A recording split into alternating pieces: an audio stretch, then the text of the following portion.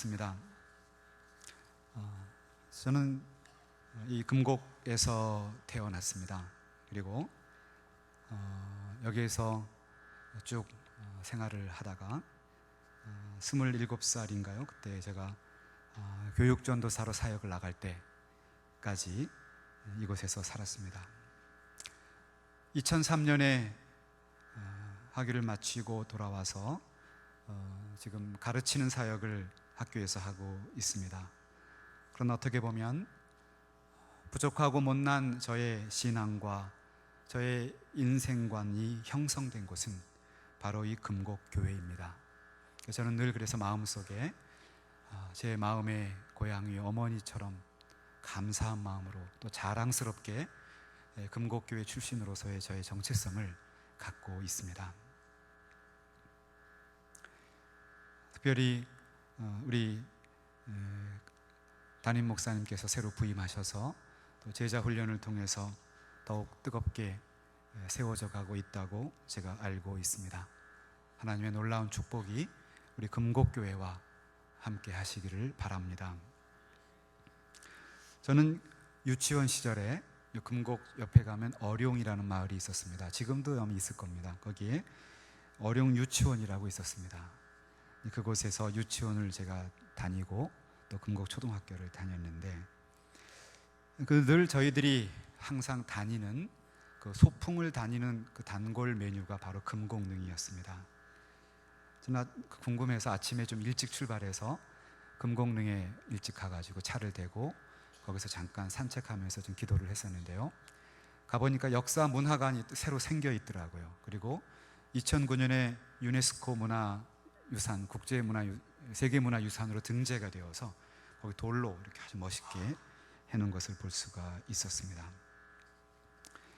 이 금곡능은 여러분 아시는 것처럼 우리나라 최후의 황제인 고종과 순종 그리고 그들의 황후들이 묻혀 있는 곳입니다.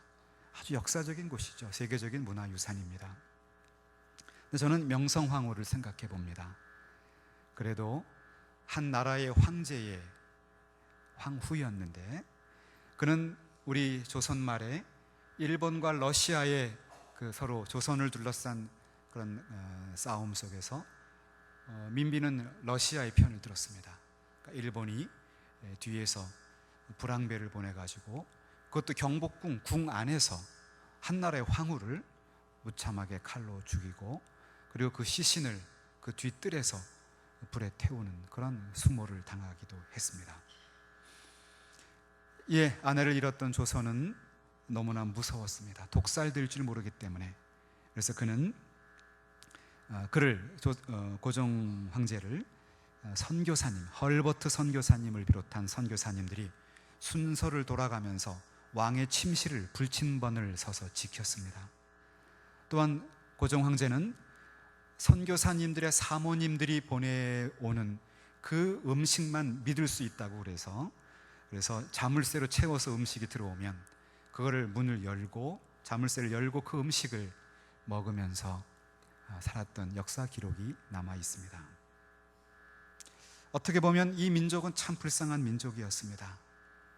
그런 하나님은 이 민족의 심장 속에 예수 그리스도의 복음을 심어주셨고 비록 전쟁을 겪기도 하는 이 수많은 어려움 속에서도 이 한 민족은 놀랍게 성장해서 세계 강국 중의 하나로 발전하게 된 것 정말 하나님의 은혜로 알고 감사를 드립니다. 그 배후에 우리 한국 교회가 있습니다.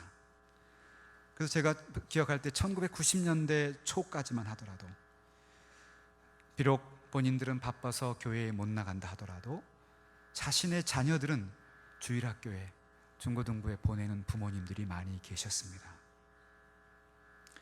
오늘의 설교 본문인 누가복음을 기록했던 누가가 또 동일하게 사도행전을 같이 기록했는데 그가 사도행전 2장 43절에서 47절을 보면 이렇게 이상적인 그 예루살렘 교회를 설명하고 있습니다. 믿는 사람들이 다 함께 있어서 모든 물건을 서로 통용했습니다. 재산과 소유를 팔아서 각 사람의 필요를 따라 나누어 주면서 날마다 마음을 같이 해서 성전에 모이기를 힘썼습니다. 하나님을 찬미하며 또 온 백성에게 칭송을 받아서 구원받는 사람이 날마다 더했더라라고 그렇게 설명해 주고 있습니다. 바로 한국 교회는 이러한 예루살렘 교회와 같은 모습을 가지고 있었습니다. 그래서 가난했지만 교회는 든든하게 부흥할 수가 있었습니다. 그러나 오늘날 한국 교회에 대해서 실망하시는 분들이 적지 않은 것 같습니다. 저는 신학교회에서 가르치는 사역을 하다 보면 전국 교회에 설교하러 갈 일들이 자주 있습니다. 담임 목사님께서 안식년을 가시거나 또 잠시 해외 출타하시거나 그러면 이제 신학교에 있는 교수님들에게 설교를 부탁하시죠. 그러면 저는 전국 교회에 설교할 일이 자주 있습니다. 그런데 방문해 보면 이렇습니다. 교회가 정말 본질적인 교회의 모습을 가지고 그 사역을 위해서 힘쓰고 애써도 이 세상 속에서 참 벅찬데 비생산적이고 비본질적인 교회 안의 문제들 때문에 전국 교회가 몸살을 앓는 것을 저는 너무나도 많이 보아왔습니다. 그렇다면 한국 교회가 어떻게 다시 옛날처럼 그렇게 아름답고 성장하는 교회로 거듭날 수 있을까? 우리에게 너무나 중요한 상황이 아닐 수 없습니다. 오늘 엠마오 마을로 가던 두 제자 이야기를 통해서 우리 한번 정직하게 하나님의 말씀을 듣기를 바랍니다. 오늘 읽은 누가복음은 누가가 기록을 했습니다. 누가복음 1장에 보시면 누가는 복음에 대해서 데오빌로 각하에게 복음을 기록해서 보내고 있습니다. 바로 동일한 누가가 또 사도행전 1장에 보시면 동일한 데오빌로 각하에게 사도행전을 기록해서 보내고 있습니다. 그러니까 누가복음과 사도행전은 한 사람이 시리즈로 기록한 하나의 연속적인 성경책이라고 말씀드릴 수가 있습니다. 누가는 누가복음의 맨 끝장인 24장에서 엠마오 마을로 향하던 제자들의 이야기를 기록했습니다. 바로 이어서 누가는 사도행전 2장에서 유명한 오순절 강림 사건을 기록하면서 이상적인 초대교회가 어떤 교회였는지를 아주 자세하게 기록하고 있습니다. 그러니까 엠마오 마을로 가던 누가복음의 두 제자의 기록은 사도행전과 같이 연결시켜서 해석을 해야 정확하게 이해가 될 수가 있습니다. 엠마오 마을로 가던 두 제자들은 예수님의 십자가 사건이 있었을 때 고향을 떠나서 예루살렘으로 올라가 있었던 사람들입니다.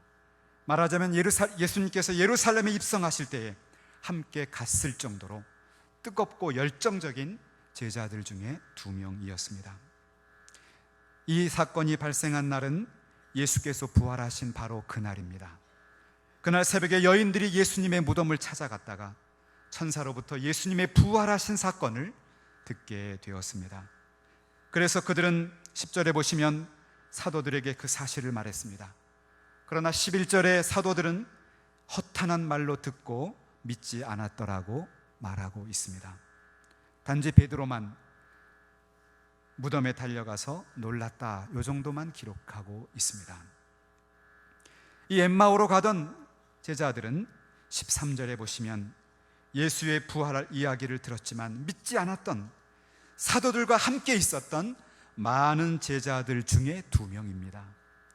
매우 실망하고 낙심하는 모습으로 예수님께서 계셨던 예루살렘을 떠나서 고향으로 가고 있었던 사람들입니다. 그런데 절망 가운데 있던 그 제자들에게 바로 그날 새벽에 부활하셨던 예수님께서 나타나셔서 함께 길을 걸어가고 있습니다. 그렇다면 이제 더 이상 실망과 슬픔은 없어야 마땅합니다. 그런데 참 이상합니다. 17절에 보시면 그들은 여전히 슬픈 빛을 띠고 있다고 말하고 있습니다. 부활하신 주님이 옆에 계셔서 함께 대화하며 걸어가고 있는데도 그들은 주님을 알아보지 못하고 여전히 실망 가운데 있었습니다. 누가는 그 이유를 그들의 눈이 가리워졌기 때문이더라, 이렇게 말하고 있습니다. 여기서 잠시 우리는 우리의 모습을 점검해 보십시다. 하나님은 우리를 큰 죄악에서 구원해 주셨습니다. 그리고 이 금곡교회라고 하는 참 전통 있고 역사 있고 아름다운 교회에서 신앙생활을 마음껏 할 수 있도록 축복해 주셨습니다. 이렇게 하나님의 큰 은혜를 받았는데도 우리가 낙심하는 가운데 있다면 우리의 눈이 아직도 가리워 있기 때문입니다. 우리의 육신과 육신의 정욕과 명예 욕심과 우리의 물질의 욕심이 우리의 눈을 덮고 있다면 우리는 주님이 옆에 계셔도 알아볼 수가 없는 것입니다. 사랑하는 성도 여러분, 그런데 우리는 이 두 제자들이 실망하게 된 가장 핵심적인 이유를 발견할 수가 있는데 19절 이하에 등장합니다. 이 제자들이 예수를 어떤 분으로 믿고 예루살렘까지 올라왔는지가 중요합니다. 그들은 한번 성경을 찾아보시죠. 누가복음 24장 19절입니다. 같이 한번 읽어보시겠습니다. 시작. 이르시되 무슨 일이냐 이르되 나사렛 예수의 일이니 그는 하나님과 모든 백성 앞에서 말과 일에 능하신 선지자이거늘. 그 다음에 21절을 또 읽어보십시다. 시작. 우리는 이 사람이 이스라엘을 속량할 자라고 바랐노라. 이뿐 아니라 이 일이 일어난 지가 사흘째요. 바로 이 두 구절은 이 두 제자들이 예수를 어떤 분으로 알고 있었는가를 가장 극명하게 드러내고 있는 말씀입니다. 하나님과 백성 앞에 말과 일에 능한 선지자라고 말하고 있습니다. 많은 이스라엘 사람들은 예수님의 말을 듣고 놀랐습니다. 그리고 큰 위로를 받았습니다. 어디 그뿐입니까? 능력이 많으신 주님은 앞을 보지 못하는 사람을 고쳐주셨고 걷지 못하는 사람을 일으켜주셨고 38년 동안이나 고통하고 있었던 여인을 고쳐주셨던 놀라운 분이셨습니다. 그리고 물고기와 떡으로 5,000명을 그리고 4,000명을 배부르게 하셨던 능력의 주님이셨습니다. 이 두 제자도 그런 주님을 쫓아가던 사람 중에 하나였습니다. 그러나 그 믿었던 예수께서 너무나 초라하게 십자가 위에서 돌아가신 것입니다. 그래서 처절하게 실망을 하게 되었습니다. 사랑하는 여러분, 지금 우리는 어떻습니까? 우리를 기분 좋게 하는 말을 듣고 마음을 즐겁게 하기 위해서 교회에 나옵니다. 질병으로부터 낫기 위해서 교회에 나옵니다. 다 좋습니다. 다 귀합니다. 그런데 교회도 사람이 모이는 곳이다 보니 서로에게 상처를 주고받을 수 있습니다. 또 교회에서는 이런저런 직분을 맡겨서 봉사를 하라고 합니다. 헌신하라고 말합니다.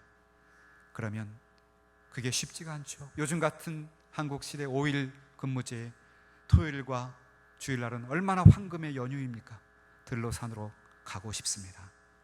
그래서 많은 사람들은 결국은 교회를 떠나서 엠마오 마을로 내려가던 제자들과 같이 각자의 집으로 돌아가는 모습을 적지 않게 보는 것입니다. 그리고 이 두 제자들은 예수님을 이스라엘을 속량할 자라고 말하고 있습니다. 이스라엘은 나라가 망한 채로 로마 제국의 속국으로 존재하고 있었습니다. 그러니 경제적으로 가난했습니다. 정치적으로 힘이 없는 무능력한 그런 민족이었습니다. 그런데 어느 분이 나타나더니 이스라엘을 회복할 사람인 것처럼 능력을 행하는 자로 보여지기 시작했습니다. 많은 사람이 그분에게 희망을 걸고 따라갔던 것입니다. 그런데 그분이 너무나도 무능력하게 십자가 위에서 돌아가고 마른 것입니다. 그래서 제자들은 실망해서 자기 고향으로 토벌토벌 걸어가고 있었습니다. 사랑하는 금곡교회 성도 여러분, 우리는 어떻습니까? 우리는 어떤 예수님을 믿고 있습니까? 우리는 어떤 주님을 쫓아가고 있습니까? 제자들이 고백하고 있는 예수 그리스도와 예수님이 직접 가르쳐 주신 예수 그리스도는 극명하게 차이가 나고 있습니다. 우리 한번 비교해 보시기를 원합니다. 26절입니다. 누가복음 24장 26절에 보시면, 26절과 27절에 보시면 예수님 스스로 그 제자들에게 자기가 누구인지를 풀어서 말해주고 있습니다. 같이 한번 읽겠습니다. 시작.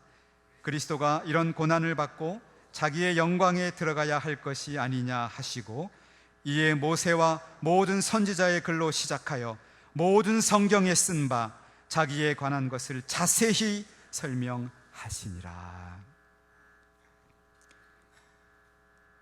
두 제자들의 고백에는 없었지만 예수님의 가르침 속에는 있었던 것은, 그리스도가 영광에 들어가기 위해서는 고난을 받아야 한다는 사실입니다.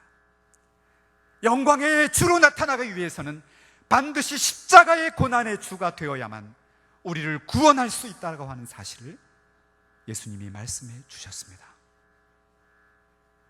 그가 찔림은 우리의 허물을 인함이요, 그가 상함은 우리의 죄악 때문입니다. 그가 징계를 받음으로 우리가 평화를 누리고, 그가 채찍에 맞음으로 우리가 나음을 얻었도다. 우리는 다 양 같아서 그릇 행하여 각기 제 길로 갔거늘 여호와께서는 우리의 모든 죄악을 담당시키셨도다. 예수께서 풀어 말씀하셨던 선지자의 글 중에 바로 이사야 53장의 말씀은 이렇게 말하고 있습니다. 이 두 제자들은 예수께서 찔리시고 맞으심으로 우리가 구원을 받고, 그가 채찍에 맞음으로 우리가 나음을 얻는다고 하는 그 고난의 의미를 깨닫지 못했던 것입니다. 그저 세속적인 성공과 병 고침과 부유하게 되는 것과 영광만을 바라봤기 때문에 주님이 십자가 위에서 처참하게 돌아가셨을 때 그들은 완전히 실망에 빠질 수밖에 없었습니다.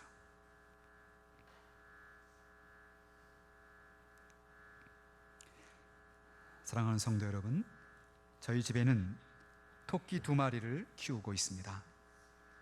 토끼의 종류는 라이언 헤드 블랙 마스카라라고 하는 종류입니다. 이름 그대로 라이언 헤드, 사자 머리처럼 생겼고요, 블랙 마스카라, 마스카라를 한 것처럼 눈이 아주 검게 되어 있는 예쁜 토끼입니다. 근데 벌써 많이 이제 노쇠한 나이가 되었어요. 7살, 7년을 저희가 키웠습니다.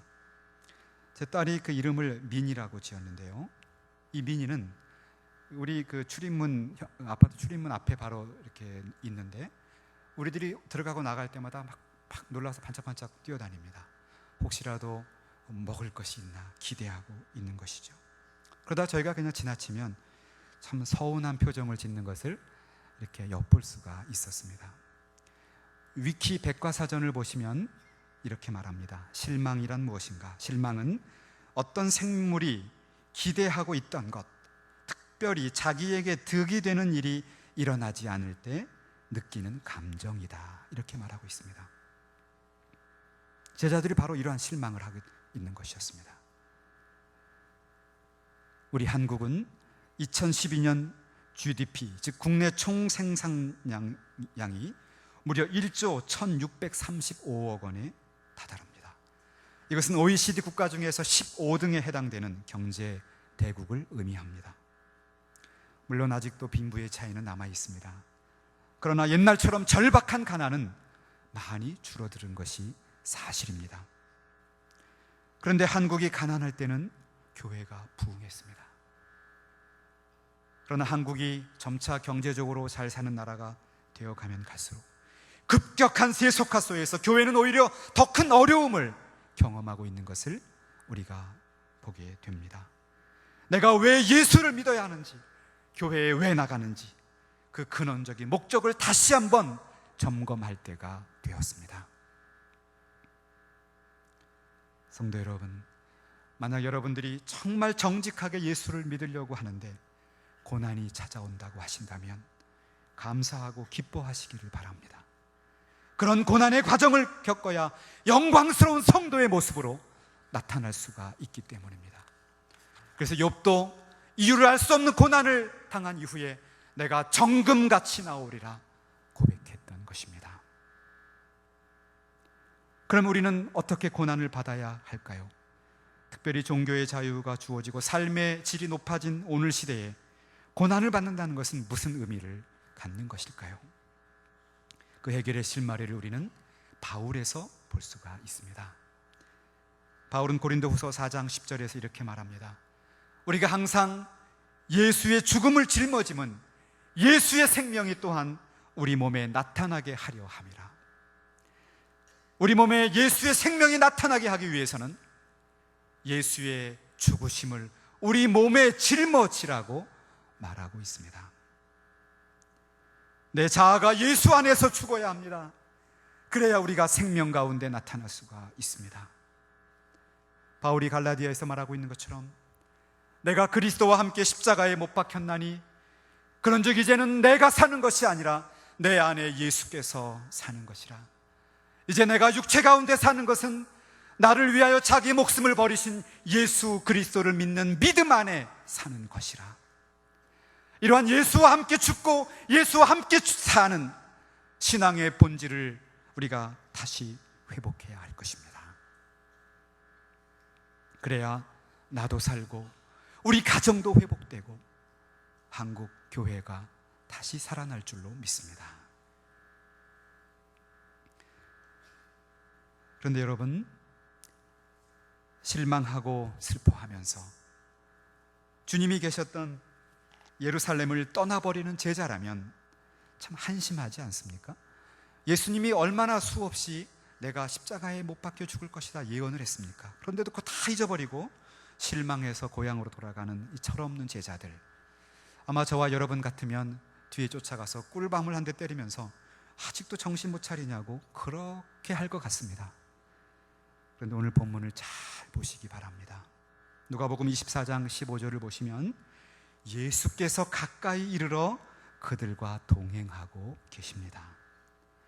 실망하는 제자들이 나와서 예수께 매달리는 것이 아닙니다. 오히려 예수께서 믿음이 연약하고 미성숙한 제자에게 찾아가셔서 그들에게 말씀을 전해주고 회복시켜 주시고 계십니다. 32절에 보시면 예수님께서 먼저 다가오셔서 전해오시는 하나님의 말씀을 통해서 제자들의 마음이 뜨거워지고 다시 예수 그리스도를 바로 볼 수 있게 됐던 것을 우리는 발견하게 됩니다. 우리는 구약에서 비슷한 사람들을 만나게 됩니다. 모세가 그렇습니다. 40년 동안 당시 세계 최고 애굽의 공주의 아들로 자랐습니다. 그리고 자기의 힘과 능력으로 이스라엘을 구원해 보려고 했지만 실패하고 말았고 미디안 광야로 도망갈 수밖에 없었습니다. 그는 40년 동안이나 광야에서 그 캄캄한 밤에 별을 바라보면서 고독함 속에서 있을 수밖에 없었습니다. 그 시간 동안 모세는 아마도 내가 누구인지, 내가 믿고 있는 신앙이 무엇인지 깊이 묵상해 보았을 줄로 압니다. 그리고 40년이 지났을 때 하나님께서는 모세에게 떨기나무 가운데서 나타나셨습니다. 그리고 모세야, 모세야, 그를 다시 부르셨습니다. 엘리야는 또한 어떻습니까? 그는 바알의 제사장들을 하늘에서 내려오는 불덩이로 이겼던 능력의 종이었습니다. 가뭄을 그치게 했습니다. 그러나 더 독해진 아합 왕의 아내였던 이세벨이 엘리야를 죽이겠다고 작정했습니다. 그는 도망가게 되었고 생명의 위협을 느끼면서 로뎀나무 아래에 앉아서 하나님께 차라리 나를 죽여달라고 말했습니다. 실망하고 지친 엘리야의 모습을 보게 됩니다. 그러나 하나님께서는 호렙산에서 세미한 목소리로, 세미한 소리로 엘리야에게 찾아오셨습니다. 엘리야야, 내가 어찌하여 여기 있느냐? 다시금 하나님의 일을 할 수 있는 능력의 종으로 회복시켜 주셨습니다. 성도 여러분, 우리 주님은 우리가 부족하다고 해서, 우리가 실망하여 있다고 해서 우리를 포기하시는 분이 아니십니다. 우리의 실수 때문에 우리를 내치시는 분이 아닙니다. 십자가에서 부활하신 주님은 낙심하고 있는 우리에게 조용한 음성으로 찾아오십니다. 그래서 우리의 눈을 뜨게 해주시고 우리의 심령을 다시 뜨겁게 회복시켜 주시고 있습니다. 성도 여러분, 혹시라도 신앙생활 하시면서 낙심하신 분이 계십니까? 실패하여 고통스러운 가운데 계신 분들이 계십니까? 세밀한 음성으로 찾아오시는 주님의 능력으로 다시 일어서시기를 예수의 이름으로 축원합니다. 엠마오에서 예루살렘까지는 약 3시간 정도가 소요됩니다. 벌써 밤이 되었습니다. 제자들은 그들의 눈이 열려서 예수를 알아본 이후에 그 한밤중에 지체하지 않고 33절을 보시면 곧 그때로 일어나 at once 곧 일어나서 예루살렘으로 돌아가고 있습니다. 여러분, 예루살렘 근처에서 강도 만난 사람의 비유를 아시죠? 예루살렘 근처에는 늘 강도들이 득실거리는 그런 수도 중심의 곳이었습니다. 한밤중에 두 제자들은 예수님을 알아보고 나서는 그 겁장이, 그 실망장이들이 변해서 그 밤에 즉시로 가던 길을 돌이켜서 예루살렘으로, 예수님이 십자가에 못 박혔던 그곳, 사랑하는 성도들이 계신 그 교회로 발걸음을 돌이킨 것을 보게 됩니다. 세상으로 향하는 우리의 발걸음을 즉시로 돌이키시기 바랍니다. 실망하여 낙심하여 걸어가는 우리의 발걸음을 즉시 돌이키시고 예수 그리스도와 그리스도를 믿고 따르는 성도들이 있는 그 공동체로 돌아갈 때 하나님은 그 공동체를 놀랍게 변화시켜 사용하신 것을 믿으시기 바랍니다. 누가복음을 기록한 누가는 맨 끝장인 24장에서 오늘 엠마오 이야기를 기록했습니다. 그런데 누가는 바로 이어서 사도행전 2장에서 오순절 강림 사건을 말하고 있고, 그리고 가장 이상적인 예루살렘 교회의 모습을 기록해주고 있습니다. 이렇게 엠마오 이야기는 하나로 끝나는 이야기가 아니라 사도행전과의 연결 속에서 보셔야 합니다. 그때 예루살렘 교회에서 베드로가, 그 겁장의 베드로가 이렇게 설교합니다. 2장 36절입니다. 너희가 십자가에 못 박은 이 예수를 하나님이 주와 그리스도가 되게 하셨느니라. 3번이나 부인했던 그 베드로가 바뀌어서 너희가 못 박은 그 예수 그리스도가 우리의 주가 되셨다라고 선포하고 있습니다. 이들은 이제 확실히 알게 된 것입니다. 십자가를 통한 예수 그리스도의 부활과 영광을 깨닫게 된 것입니다. 그러한 하나님의 말씀에 근거해서 그들의 마음이 뜨거워졌을 때, 그런 마음의 준비가 다 이루어졌을 때 오순절 강림 사건이 있었고, 그리고 성도가 날로 부흥하게 되고 가장 칭송받는 그 예루살렘 초대교회가 건설되게 된 것입니다.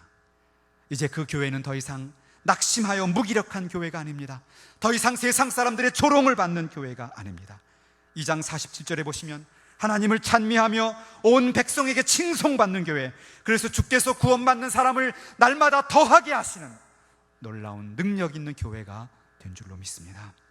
바라기는 우리 금곡교회가, 우리 한국교회가, 우리 합동교단이 그러한 놀라운 교회로 회복될 줄로 믿습니다. 말씀을 정리하겠습니다.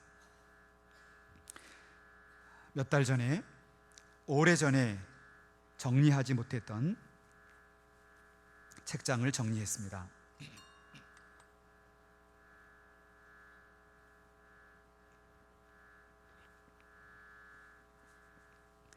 그 짐들을 보니까요, 심지어 어떤 짐은 몇 년 동안 한 번도 손을 대지 않고 그대로 놔둔 짐도 있더라고요. 그러다가 우연히 오래된 그 빛 바랜 노트를 발견했습니다. 제가 아마 대학교 다닐 때 적었던 그런 메모했던 노트 같아요. 그 사이에 보니까 이런 그 메모지가 하나 있었습니다. 제가 가지고 왔는데 바로 이거였습니다. 이게 한 25년쯤 된 겁니다. 근데 거기 보니까 이렇게 적혀 있었습니다. 삶의 목표: 하나님 앞에 선 신자, 제자, 학자가 되자. 6개월에서 12개월 목표: 1. 새벽 큐티를 생활화하자. 2. 종신 신대원을 우수한 성적으로 입학하자. 그리고 3. 음란한 생각하지 말자. 이때 가면 대학생 때가 돼가지고 그런 것 같아요. 4. 성경적 재정 관리하자. 최선의 방법: 1. 성경 요약 통독 1회 이상 하기. 2. 영어 순회 이독하기. 3. 철학 요약하기. 4. 육체의 정욕에 넘어가지 말기. 5. 큐티 팡세 기록하기. 6. 성경적 가계부 기록하기. 그러니까 이때가 막 23살에서 6살 사이고 어떤 때 같은데 신대원 준비하던 시절 같습니다. 이때 젊은 때라서 육체의 정욕에 대한 고민도 많았던 것 같습니다. 그리고 불확실한 미래에 대한 두려움이 많았던 것 같아요. 뭐 청년기 때는 미래에 대한 불안함이 있겠죠. 그때 제 인생의 목표가 이런 것이었습니다. 그런데 이제 22년에서 25년이 지난 오늘 시점에서 다시 발견해 보니까 정말 내가 진실한 그리스도의 제자가 되었는지, 내가 정말 참된 예수 그리스도를 믿는 사람이 되었는지 돌아보게 되었습니다. 이런저런 멋있고 화려한 말로 꾸며지고 포장되어 있는 나는 아닌가, 정말 내 양심과 내 중심은 살아계신 하나님을 믿는 그런 사람 맞는가, 저는 그런 고민을 하게 되었습니다.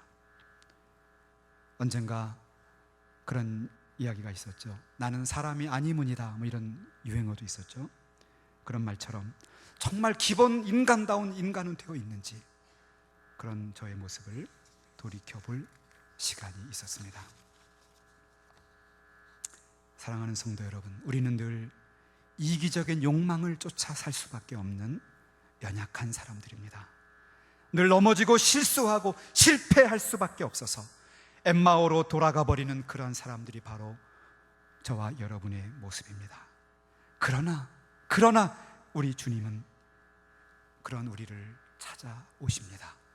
다시 우리를 회복시켜 주시고 우리의 참된 모습을 찾도록 도와주시는 분인 줄로 믿습니다. 그러한 주님을 가슴에 품고 우리가 가야 할 그 거리, 그 예루살렘, 그 공동체로 돌아가시는 저와 여러분이 되시기를 간절히 바랍니다. 한국교회는 이제 이 사회에서 영향력을 발휘할 수 있을 정도로 성장했습니다. 우리 합동교단은 지난 2012년, 2013년 이 회기에 우리 대한예수교 장로회 총회가 설립된 지 100년이 되었습니다. 그래서 지난 5월 초에 총회와 총신대학교가 연합해서 총신대 사당동과 양지 캠퍼스에서 세계 개혁교회 대회를 개최했습니다. 미국과 스위스와 네덜란드와 영국, 그리고 프랑스와 독일과 남아공 전 세계 11개국에서 신학대학 총장님들과 교단의 지도자들이 35명이나 참석을 했습니다. 그리고 국내 110여 명의 학자들, 그리고 약 3,000명의 학생과 목회자들이 참석한, 그리고 영어로 진행되는 50여 개의 논문이 발표되는 큰 학술 심포지움이 있었습니다. 저는 국제협력처장을 맡고 있기 때문에 어쩔 수 없이 이 일을 모두 다 기획하고 진행을 하게 되었는데, 이 행사를 진행하면서 참석한 많은 해외 대표단들과 함께 회의를 하고 같이 기도하고 대화를 나누면서 얼마나 많은 눈물을 속으로 삼켰는지 모릅니다. 한국교회가 뭐 대단한 거 해서 우쭐해서 감격한 것이 아닙니다. 한국교회가 받은 은혜가 너무나 감사해서 그랬습니다. 우리가 어떤 교회였습니까? 옛날 선교사님들 들어왔을 때 콜레라가 창궐했습니다. 황제의 황후가 궁정에서 불황배에게 칼로 죽임을 당해도 아무것도 할 수 없는 그러한 무능력한 국가였습니다. 같은 민족끼리 이데올로기 때문에 참혹한 전쟁을 했던 가난한 민족이었습니다. 그러나 하나님이 우리 한국 민족과 한국 교회를 얼마나 축복해 주셨는지 그 받은 은혜를 꼽아보니까 일일이 다 꼽을 수 없을 만큼 너무나도 감사했습니다. 21세기를 맞아 세계 교회는 위기를 맞고 있습니다. 미국은 전체 인구 중에 2%만이 장로교회에 속해 있습니다. 가톨릭이 25%고 침례교가 15.8% 정도가 됩니다. 영국은 전체 국민 중에 2.25%가 장로교인입니다. 네덜란드와 스위스는 좀 희망적이라고 하지만 그래도 네덜란드는 전체 인구 중에 15.3%가 개혁주의적인 교회에 속해 있습니다. 스위스는 전체 인구 중에 약 한 28% 정도가 복음적인 개혁교회에 속해 있습니다. 가장 최근의 통계들입니다. 그런데 한국은 공식적인 통계청의 공식 자료 2005년 자료가 가장 공식적인 자료인데요, 거기 보면 18.3%, 약 20% 내외 정도가 개신교입니다. 근데 그 가운데 69%가 장로교회에 속해 있습니다. 얼마나 감사한지 모릅니다. 결국 전 세계 장로교회 가운데 가장 왕성한 장로교회가 바로 한국 장로교회입니다. 객관적인 상황입니다. 지금까지는 모두 유럽과 미국과 남아공을 중심으로 하는 서양권에서 개혁주의 운동을 이끌어갔습니다. 그러나 이제는 최초로 비서양권에서 개혁교회와 장로교회를 이끌어갈 운동들이 일어나고 있는데, 그것이 바로 우리 대한예수교 장로회 합동교단에서 최근에 일어나고 있는 놀라운 역사입니다. 총신대학이 또 그 일을 같이 힘을 합쳐서 주의 나라를 위해 섬기고 있습니다. 미국과 유럽의 신학교 총장님들과 세계 교회 지도자들은 한국 교회가 이렇게 짧은 시간에 놀랍게 부흥한 것을 모델 삼아서 이제 중국 교회를 세우자고 말하고 있습니다. 중국 교회 안에는 중국 교회 놀랍게 부흥하고 있는데 그 안에는 이단도 있고 신비주의도 있고 막 복잡한 양상입니다. 한국 교회처럼 장로교회, 건강한 신학을 갖고 있는 장로교회가 중국 교회를 이끌어가야 한다, 그런 인식을 갖고 세계교회 지도자들이 지난 5월에 사인을 하고 같이 기도와 힘을 모으기로 했습니다. 한국 교회에게 부탁을 하고 있는 것입니다. 그러니 우리가 얼마나 감사하지 않을 수 있습니까? 사랑하는 금곡교회 성도 여러분, 이제 한국 교회가, 우리 장로교회가, 우리 합동교단이 이 한국의 역사와 사회를 끌어안고 책임감을 가질 때가 되었습니다. 민족의 아픔과 이 백성의 눈물을 우리 한국 교회가 닦아주어야 할 때가 되었습니다. 북한 선교와 평화 통일과 세계 선교를 위해서 한국 교회가 더욱 헌신할 때가 되었습니다. 우리 금곡교회 옆에 있는 금곡릉에는 조선 최후의 황제 두 분이 묻혀 있습니다. 그분들이 살던 시대는 참 서러운 시대였습니다. 그러나 이 민족은 이제 이만큼 놀랍게 성장했습니다. 이제는 금곡릉이 세계 문화유산이 되어서 전 세계 방문객이 찾아오고 있습니다. 한국교회가 비록 부족한 모습은 아직도 남아있지만 세계 교회 지도자들이 주목하는 교회로 성장하게 되었습니다. 이제 금곡교회를 섬기시는 여러분과 저의 삶 속에 예수 그리스도의 죽으심을 짊어진다면 한국교회와 이 민족은 다시 생명으로 나갈 수가 있습니다. 감사한 것은 이제 금곡교회가 제자훈련을 통해서 다시 놀랍게 훈련을 받고 있다고 제가 전해 들었습니다. 감사한 일입니다. 우리 교회가 다시금 놀라운 제자들의 공동체로 거듭나게 된다면 하나님은 우리 교회를 통해서 참 놀라운, 크고 놀라운 기이한 일들을 행하실 줄로 믿습니다. 비록 우리는 아직 연약합니다. 덜 다듬어져 있습니다. 금방 실망합니다. 금방 좌절하고 금방 실패합니다.